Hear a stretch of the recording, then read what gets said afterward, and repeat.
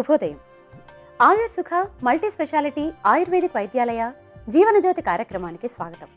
ఇవాల్టి మన కార్యక్రమంలో విరేచనంలో రక్తం పడే సమస్య నివారణకు ఆయుర్వేదంలో ఉన్న పరిష్కార మార్గాలను డాక్టర్ గాయత్రి దేవి గారిని అడిగి తెలుసుకుందాం. డాక్టర్ గారు నమస్తే అండి. నమస్కారం అమ్మా. ఈరోజు మనం విరేచనంలో రక్తం పడే సమస్య నివారణకు ఆయుర్వేదంలో ఉన్న పరిష్కార మార్గాల గురించి చర్చించుకుందాం. అసలు విరేచనంలో రక్తం పడే సమస్య రావడానికి కారణాలు ఏమిటో ముందుగా వివరిస్తారండి? అలాగేనమ్మా. మామూలుగా ఏంటంటే విరేచనంలో రక్తం అది రాకూడదు. సామాన్యంగా మనం తీసుకున్నటువంటి ఆహారంలో జీర్ణం కాకుండా ఉన్నటువంటి కొంత పీచు పదార్థము, అక్కర్లేని వ్యర్థ పదార్థాలు బయటకు వచ్చేస్తూ ఉండాలి. అయితే ఒక్కొక్కసారి కొంచెం రక్తం రావటం లేకపోతే చీము రావడం అనేది కూడా కనపడుతూ ఉంటుంది. ఎప్పుడు ఏంటంటే మనకి మన శరీరంలోంచి ఏదైనా ఒక పదార్థం విసర్జించబడుతుందంటే అది మన శరీరం లోపల ఎలా పనిచేస్తుంది అన్నదానికి ఒక ఇండికేషన్ లాగా, ఒక సూచన లాగా ఉంటుందన్నమాట.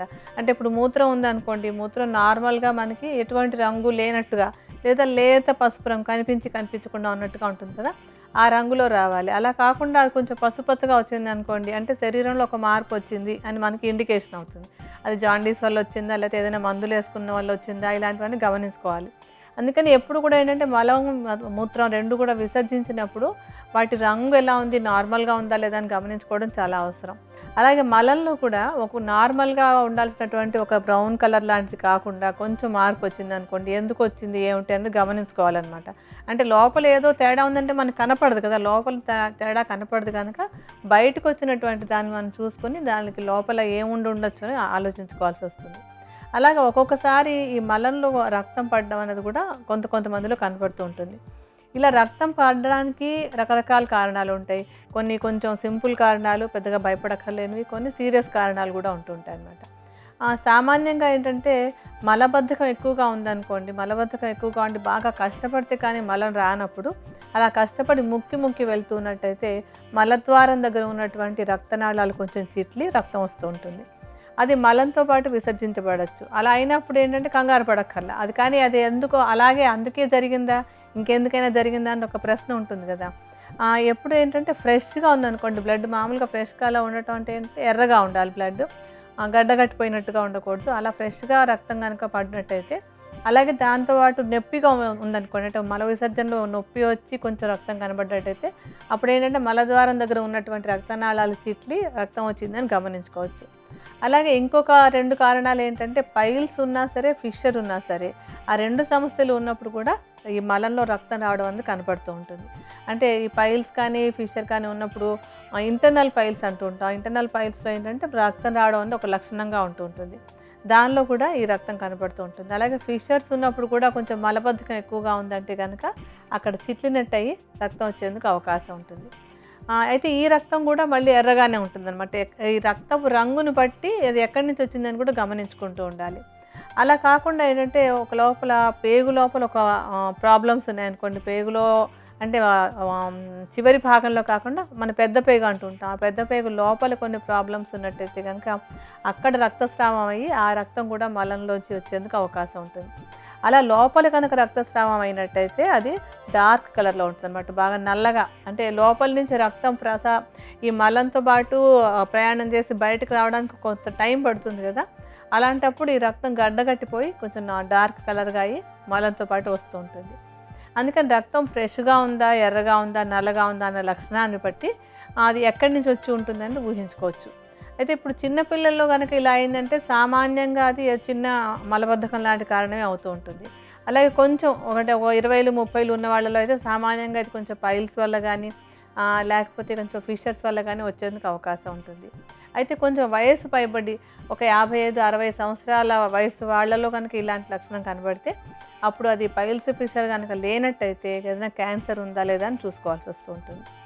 ఇవేవి కాకుండా ఒక్కొక్కసారి ఏమవుతుందంటే కొన్ని ఇన్ఫెక్షన్లు ఉంటాయి, పేగుల్లో కొన్ని ఇన్ఫెక్షన్లు అవి వచ్చినప్పుడు కూడా మలంలోంచి రక్తం వచ్చేందుకు అవకాశం ఉంటుంది. మొత్తం మీద ఏంటంటే ఆ మలంలోంచి వచ్చేటువంటి రక్తపు రంగుని, అంటే మామూలు ఎర్రగా ఉందా, బాగా ముదురు రంగు నలుపుగా ఉందా, లేకపోతే కొంచెం గడ్డగట్టినట్టుగా ఉందా, ఇలాంటివన్నీ చూసుకొని దాన్ని బట్టి ఇది నార్మల్ కారణం వల్ల వచ్చిందా లేకపోతే సీరియస్ కారణం వల్ల వచ్చిందా అన్నటువంటి ఆలోచించుకొని ట్రీట్మెంట్ తీసుకోవడం అనేది అవసరం అన్నమాట. డాక్టర్ గారు, మరి ఈ విరేచనంలో రక్తం పడే సమస్య రాకుండా ఉండటానికి వచ్చిన వాళ్ళు ఎటువంటి జాగ్రత్తలు తీసుకోవాలో వివరిస్తారా అండి? మనం రకరకాల కారణాలు అనుకున్నాం కదా. ముఖ్యమైనటువంటి కారణం ఏంటంటే మలబద్ధకం.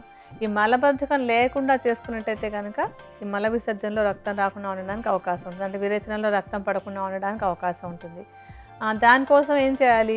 ఎక్కువగా పీచు ఉన్నటువంటి పదార్థాలు, చాలామందికి వాటికి అలవాటు అయిపోయి ఉంటుంది కూడా. ఆహారంలో పీచు ఎక్కువగా ఉన్నటువంటి పదార్థాలు తీసుకున్నట్టయితే మలబద్ధకం ఉండదు, తద్వారా వచ్చేటువంటి రక్తం పడటం అనే సమస్య కూడా లేకుండా ఉంటుంది. మరి అయితే పీచు ఉన్నటువంటి పదార్థాలు ఏమిటి అని మనం చూసినట్టయితే కనుక ఎక్కువగా మనకి చిక్కుడు జాతి కాయగూరలు ఉంటాయి కదా, గోరు చిక్కుడు, బీన్స్, ఇలాంటివన్నింటిలోనూ కూడా పీచు బాగా ఎక్కువగా ఉంటుంది. అలాగే ఆకుకూరలు అన్నింటిలోనూ చక్కటి పీచు పదార్థం ఉంటుంది. పళ్ళల్లో అన్ని పళ్ళల్లోనూ మంచి పీచు పదార్థం ఉంటుంది. అంటే అరటిపండు ఉందనుకోండి, అరటిపండులో చక్కటి పీచు పదార్థం ఉంటుంది. అలాగే బత్తాయి పళ్ళు అవి ఉన్నాయంటే కనుక వాటిని రసం తీసేసుకొని తాగటమో, లేకపోతే లోపల ఉన్న తెల్ల తొక్క తీసేసి నాజుగ్గా ముత్యాలు తిందామనుకోవడం, అలా కాకుండా తెల్లగా ఉంటుంది కదా, మనకు తొనలు ఉంటాం, ఆ తొనలకు ఉన్నటువంటి ఆ తెల్ల తోలుతో సహా తినేసినట్టయితే వాళ్ళకి ఈ ఫైబర్ అంటే ఈ పీచు పదార్థం బాగా వచ్చేందుకు అవకాశం ఉంటుంది. ఈ పీచు బాగా ఉన్నప్పుడు మలబద్ధకం లేకుండా ఉండటం, మలబద్ధకం లేకపోయినట్టయితే రక్తం రాకుండా ఉండడానికి అవకాశం ఉంటుంది. అందుకని ఎక్కువగా పీచు పదార్థం ఉన్నటువంటి ఆహారాలు ఎక్కువగా తీసుకోవాలి. ఈ పీచు ఉన్నటువంటి పదార్థాలు ఏంటంటే పైల్స్ వల్ల రక్తం వస్తున్నా సరే రాకుండా చేసేందుకు అవకాశం ఉంటుంది. ఫిషర్ ఉంటే కనుక ఆ ఫిషర్ తగ్గడానికి, అలాగే రక్తం రాకుండా ఉండడానికి కూడా సహాయపడుతుంది.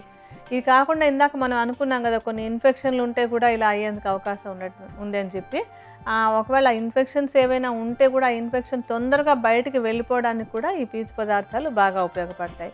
అలాగే పేగులో పూత లాంటిది ఏదైనా ఉంటే అది తగ్గడానికి కూడా ఈ పీచు పదార్థం బాగా ఉపయోగపడుతుంది. అందుకని ఏంటంటే ఆహారంలో ఏదో తేలిగ్గా ఉంటుంది కదా అని చెప్పి ఏదో ఫాస్ట్ ఫుడ్లు, లేకపోతే రెడీగా దొరికినటువంటి పిజ్జాలు, బర్గర్లు, ఏవో కేక్లు, బిస్కెట్లు ఇలాంటివి తినేస్తున్నారు అనుకోండి, దానిలో ఓన్లీ రిఫైన్డ్ పిండి ఉంటుంది, మైదా పిండి మాత్రమే. ఆ మైదా పిండి అనారోగ్యమే తప్ప ఆరోగ్యానికి ఎందుకు పనికిరానటువంటిది. అటువంటివి కాకుండా ఆరోగ్యకరమైనటువంటి ఆహారపు అలవాట్లు చేసుకుని ఎక్కువగా కాయగూరలు, ఆకుకూరలు, పళ్ళు తింటున్నట్టయితే కనుక ఈ రక్తం పడకుండా ఉండడానికి తోడ్పడుతుంది. అలాగే నీరు కూడా ఎక్కువగా తీసుకుంటున్నాం. ఎక్కువ అంటే మళ్ళీ ఏంటంటే ఏదైనా ఎక్కువ అన్నామంటే ఇంక అదే పనిగా తాగడం ఉంటుంటుంది. అలా విపరీతంగా కాకుండా 2 నుంచి 3 లీటర్ల వరకు మాత్రం మంచినీటిని ప్రతిరోజు తీసుకుంటూ ఉంటే కూడా ఈ మలబద్ధకం లేకుండా ఉండడానికి, విరేచనంలో రక్తం పడకుండా ఉండడానికి కూడా బాగా ఉపయోగపడుతుంది. ఇంకా అంటే రక్తం ఒకవేళ ఎవరికైనా పడుతోంది అనుకోండి, అటువంటి సమస్య ఉన్న వాళ్ళకి ఏంటంటే ఆహారంలో కారము, మసాలా రెండింటిని కూడా బాగా తగ్గించేసుకోవాలి. కారాలు, మసాలాలు రెండు కూడా రక్తస్రావం ఎక్కువ అవ్వడానికి కారణం అవుతుంది కనుక ఈ రెండింటిని ఆహారం నుంచి తగ్గించుకోవాలి.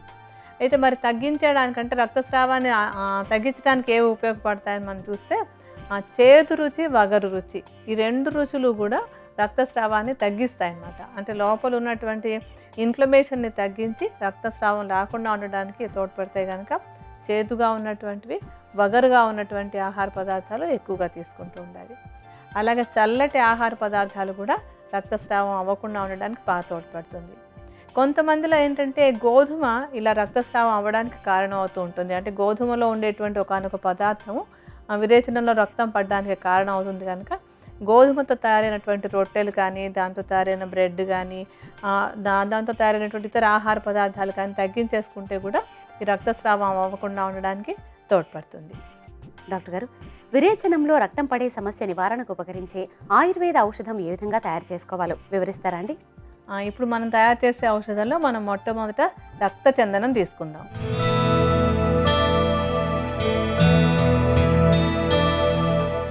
రక్త చందనం అంటే ఎర్రగా ఉండేటువంటి చందనం. చందనం ఎప్పుడు కూడా ఏంటంటే చక్కటి చలవ చేసేటువంటి గుణం ఉంటుంది దానికి. ఇప్పుడు రక్తం పడకుండా ఉండాలి అంటే చాలా చలవ చేసేటువంటి ఔషధాలని మనం ఈ ఔషధం తయారీలో వాడుకోవాలి. అందులో మనం మొట్టమొదట చెప్పుకోదగినటువంటి మూలిక ఏంటంటే ఈ చందనం. చందనం చూర్ణాన్ని సుమారుగా ఒక 30 గ్రాముల పరిమాణంలో తీసుకోండి. ఇప్పుడు కొంచెం చందనం చూర్ణాన్ని పక్కన తీసి పెట్టి ఉంచుతాను.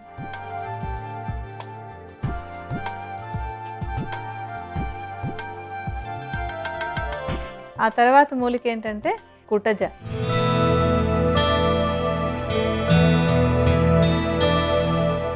కుటజని తెలుగులో కొడిసెపాల అంటూ ఉంటారు. దీని గింజల్ని మనం ఔషధంగా వాడుకుంటూ ఉంటాం. ఈ గింజలకి ఏంటంటే విరేచనాలు అవుతూ ఉంటే ఆ విరేచనాలను అరికట్టేటువంటి గుణం, అలాగే ఒకవేళ విరేచనాలు అంటే లోపల ఇన్ఫ్లమేషన్ ఏదైనా ఉండి పేగులో ఏదైనా ఇన్ఫెక్షన్ అది ఉంటే కనుక దాన్ని తగ్గించి విరేచనాల్ని దానిలో పడేటువంటి రక్తాన్ని రెండింటిని తగ్గించేటువంటి గుణం ఈ కుటజ గింజలకు ఉంటుంది. ఈ కుటజ గింజలు కూడా ఒక 30 గ్రాముల పరిమాణంలో తీసుకుని దాన్ని చూర్ణం చేసి ఉంచుకోండి. ఇప్పుడు కొంచెం కుటజ చూర్ణాన్ని కూడా చందనం చూర్ణంతో కలుపుకుందాం.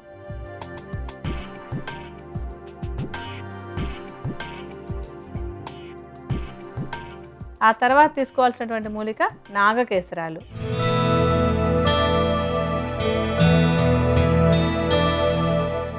నాగకేసరాలు కూడా చాలా చక్కగా చలవ చేసేటువంటి మూలికే. దీనికి ఎక్కడున్నా సరే రక్తస్రావం ఎక్కడ అవుతున్నా అంటే విరేచనంలోనే అని కాదు, ఎక్కడ రక్తస్రావం అవుతున్నా సరే దాన్ని ఆపేటువంటి గుణం చాలా బాగా ఉంటుంది. అలాగే విరేచనంలో రక్తం అవుతున్నప్పుడు కూడా ఈ నాగకేసరాలు రక్తస్రావాన్ని అరికట్టడంలో బాగా ఉపయోగపడతాయి. నాగకేసరాలను కూడా చక్కగా మెత్తటి చూర్ణంలా చేసుకోండి. ఈ చూర్ణాన్ని కూడా 30 గ్రాముల పరిమాణంలోనే తీసుకోండి. ఇప్పుడు కొంచెం నాగకేసరాల చూర్ణాన్ని ఇందాక చూర్ణాలతో కలుపుకుందాం.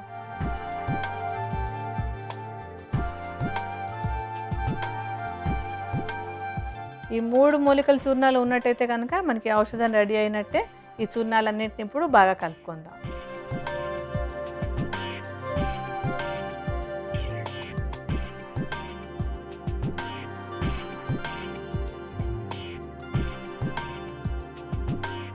ఇలా ఈ మూలికలన్నింటినీ మెత్తటి చూర్ణంలా చేసుకుని బాగా కలిపేసి ఒక సీసాలో పోసి భద్రపరచుకోవాలి.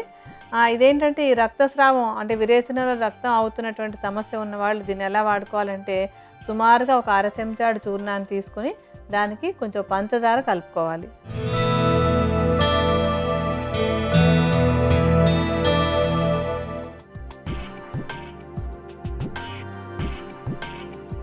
ఆ తర్వాత దీంట్లో కొంచెం తేనె కూడా కలుపుకోవాలి.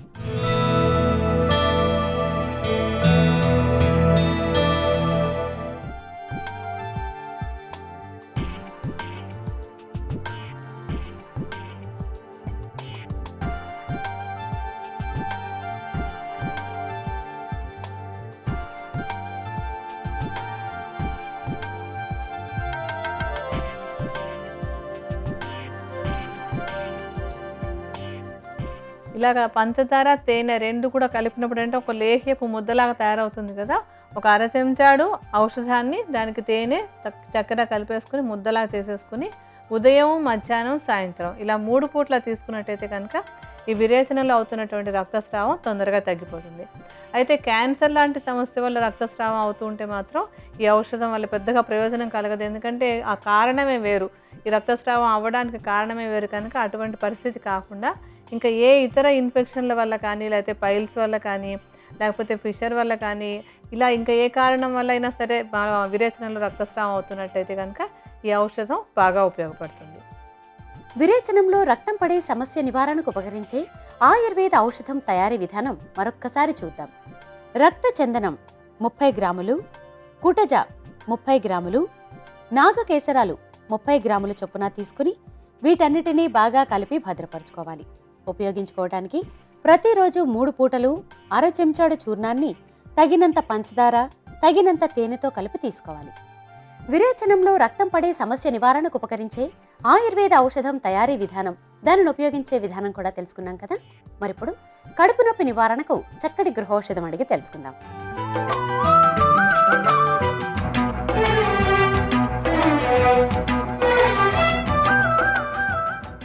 డాక్టర్ గారు, కడుపు నొప్పి నివారణకు చక్కటి గృహౌషధాన్ని తెలియజేస్తారండి?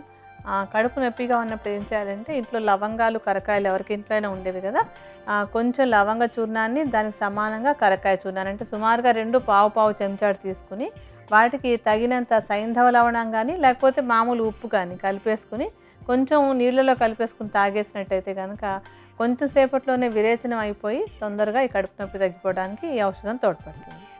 విరేచనంలో రక్తం పడే సమస్య నివారణకు యోగాలో ఉన్న పరిష్కార మార్గాలను బోన్లెస్ మ్యాన్ బిరుదాంకితులు శ్రీ దండు సత్యనారాయణ రాజు గారు చేసి చూపిస్తారు. మనము చూద్దాం.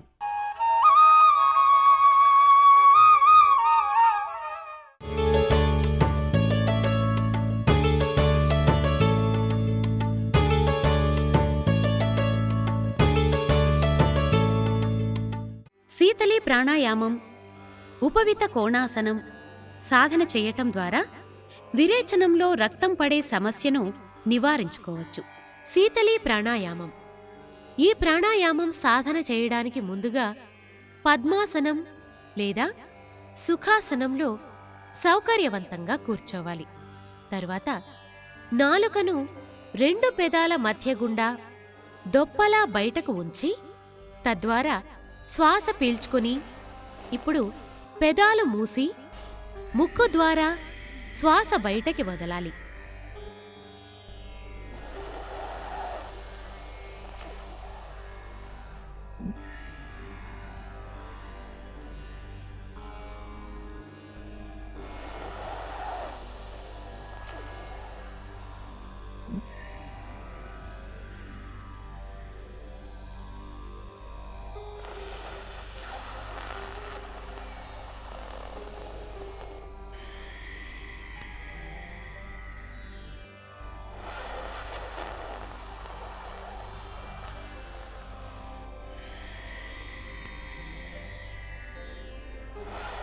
ఇలా ఈ ప్రాణాయామం రోజు 6 నుండి 10 నిమిషాల పాటు సాధన చేయవచ్చు.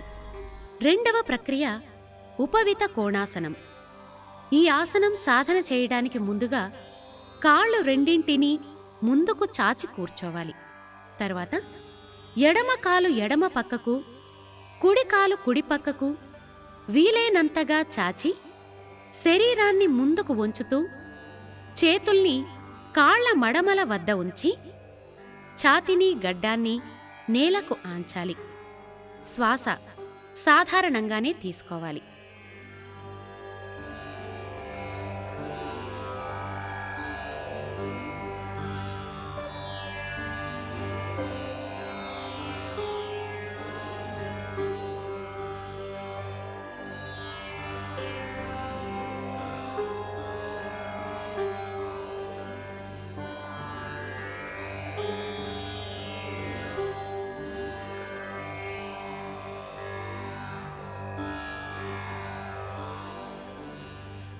ఇలా ఈ ఆసనం రోజు 6 నుండి 8 సార్లు సాధన చేయవచ్చు. ఇలా ఈ భంగిమలో ఉండగలిగినంత సమయం ఉండి తిరిగి యథాస్థానానికి రావాలి. ఈ విధంగా శీతలీ ప్రాణాయామం, ఉపవిత కోణాసనం సాధన చేయటం ద్వారా నాభి, స్వాధిష్టాన, మూలాధార చక్రాలు ఉత్తేజితమై జీర్ణ వ్యవస్థలో పేరుకుపోయిన అపాన వాయువులు నశించి శరీరంలోని ఉష్ణం అన్ని అవయవాలకు సమతుల్యమై విరేచనంలో రక్తం పడే సమస్య నివారించబడుతుంది. ఈ ప్రక్రియల తర్వాత ప్రాణాయామం చేసి ధ్యానం, మత్స్య క్రీడాసనం చేయటం ద్వారా శరీరంలోని అన్ని అవయవాలకు విశ్రాంతి లభిస్తుంది. విరేచనంలో రక్తం పడే సమస్య నివారణకు ఉపకరించే యోగా ప్రక్రియలేమిటో తెలుసుకున్నాం కదా. మరిప్పుడు తలనొప్పి నివారణకు చక్కటి చిట్కా అడిగి తెలుసుకుందాం.